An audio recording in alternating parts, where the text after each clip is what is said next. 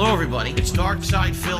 I need that money to pay my bills, the electric bill, the internet bill, stupid fucking trolls, man. I just want to chill. I rock back and forth on the X and Y axis, tip me, so I could catch up on back. Video on YouTube with a URL you use to access it, and that's that. When this stream is done, it will become an archive of the stream and become an on-demand video that you can watch, okay? But, let's say I'm going to stream tomorrow. Guess what I have to do? I have to make a whole new location to stream. You don't come back here to watch the stream tomorrow. You got to go to a whole new page to watch the new stream. This is a giant shortcoming of YouTube. It's insane amounts of extra work. It creates so much redundancy. On Twitch, it's not like that. On Twitch, okay, when you stream, there's one location, your channel page. That's where you're streaming. And that's always where you're streaming, and it never moves. It's always the same location. Everyone can bookmark it. Everyone can just go there every day, and it's always the exact same stream. It's super duper easy. Ease of use, like, out the wazoo. I don't understand how YouTube doesn't get that people want ease of use for streaming. The fact that you have to have a totally different URL, a totally different stream setup every time you want to stream is asinine. It literally doesn't make any logical sense except, oh, it's easier for them to code it like that. Great. You know what? There's a lot of things in life that would be easy if you do it the easy way, but they suck. We want something better. We want something nicer for our audience as content creators on YouTube. We want to have a one-stop place to look and find the streams.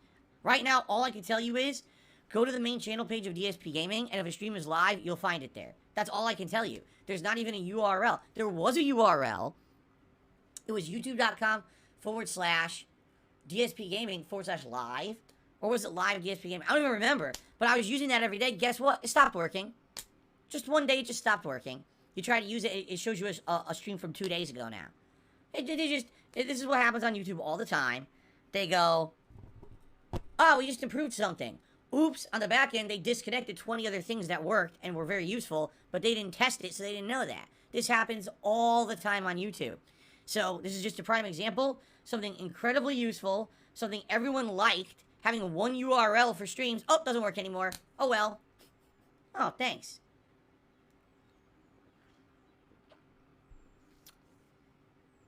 That's one prime example of something that could dramatically be improved here on YouTube. Another is having the functionality of subscriptions on Twitch carry over to the memberships here on YouTube. As I told you guys, I absolutely would love if we could get people to become members because it helps the channel, but I've exhausted my options of what I could literally do here with a membership. I don't have the options to give you features like there was over on Twitch. In addition, there's just way less ways here to use memberships on YouTube. For example, on Twitch, there's something called Twitch Prime.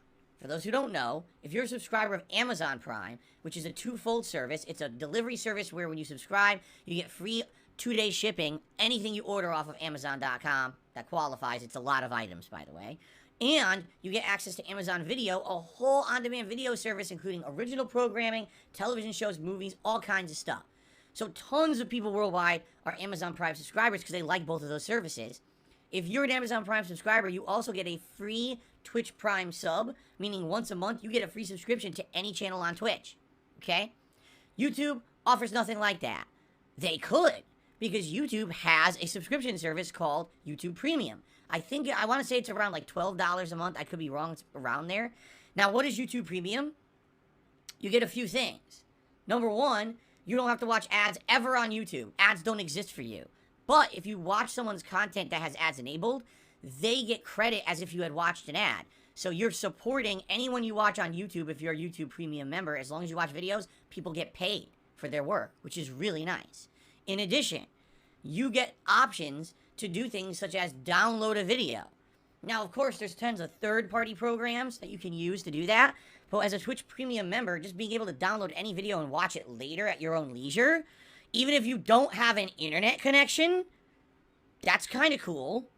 Imagine being on a plane, and you know you're not going to have solid internet. You want to watch a movie, you could download the movie off YouTube and watch it on demand on a flight. It's just one of the many features of YouTube Premium. I'm not here to be an advertisement service. I'm just saying this is what it is, okay? Now, why can't YouTube if they really are trying to bring people to the site to watch live streams, say, hey, because you're a YouTube Premium subscriber, you get a free membership to one channel a month, just like Twitch does. Why not? It doesn't seem to make sense at all, right? I just don't understand that. You know? It blows my mind that they don't implement simple things like that are equivalent to their competition. They don't feel that they need it. JadFX says it's fucked up because... Hold on. It's fucked up because on mobile, you don't show up on my homepage, although you're usually the only person live. I need to check my tags for live or manually go to your page. That's the other thing, too. That's what we're going to get to next, okay? When it comes to visibility and discoverability, YouTube is fucking terrible, all right? And I know this for a fact from being a YouTuber for so many years. It's almost impossible to get noticed on YouTube at all unless you already have an audience. Going viral is increasingly rare these days, and getting any attention on anything you do on YouTube is almost impossible. You set up everything the way you're supposed to. Please subscribe to my channel. Please set the notifications on. Then you go live, no one gets a notification. Why not? Because it doesn't work. Because YouTube, again, the coders think they're smart, and I just approved the site. Oops, you disconnected 12 services. But no one knows because no one tested it, and everyone else has to find out on the back end that shit doesn't work. This is one of the things that happens all the time. In addition, on Twitch, there's a hub where you search for things. For example, let's say the hot new game this week is God of War Ragnarok, okay? You can search God of War Ragnarok, and everyone who's streaming it will come up. You can sort by viewership. You can sort by all kinds of criteria. Discoverability is really good for that over on Twitch. On YouTube, good fucking luck finding anyone streaming what you're looking for. They have a streaming page search engine that doesn't really work. Remember they used to have their own YouTube gaming area? That flopped because it didn't ever work right. It's just a nightmare getting noticed over here. It's like, you need to know exactly the location of where the content is to find it. Or you have to have like the most ridiculous detailed search criteria, like typing in DSP Gaming God of War Ragnarok live stream. Now it'll come up. But if you just type in God of War Ragnarok DSP, you'll never get it. That's how YouTube is. It's just discoverability is absolutely terrible. Okay? It is a huge loss. Because years and years ago, this is something we're actually going to talk about in today's Down the Rabbit Hole video. I was known as one of the more prominent YouTubers for gaming. Whenever I put out videos, I would show up in the first few pages of search of YouTube because I was such a long-standing content creator. I had that prominence in search engine results. I was in the algorithm. And then overnight, I had to delete a bunch of videos to save my business. And when I did that, YouTube kicked me out of the algorithm. And since then, I can't get back in it. Very rarely do I show up above anything positive. It's always a bunch of negative shit about me because my channel was kicked out of search results. So it's really fucked up that because of the way the algorithm works, that I can't get my content noticed on YouTube. And it's the same thing with these streams. I could be playing the hottest new release and putting out a really good stream, and no one would know it on YouTube. Only people who know who I am and are looking for my content find it. I'm not getting any outsiders really coming in. Now, what I will tell you is this.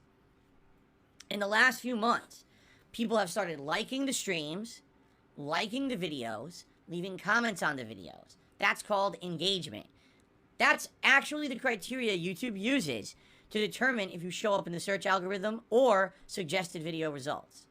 And since I really started pushing this heavily in January and February of this year, and since people have now started doing it as a regular thing, like today, I really haven't really mentioned it that much. We already have over 100 likes on the stream. Thank you for that.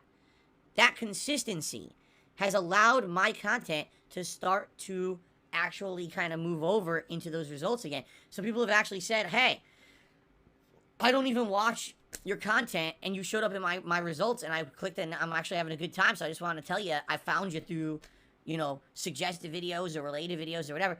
My friend Grog, from back in the day, we used to be old school Super Turbo players, competitive Super Turbo players in the Street Fighter community, had not talked to me or seen or heard of me in years, was searching in January randomly on YouTube and found me streaming Resident Evil 4 because people had liked the stream enough that I showed up in the algorithm.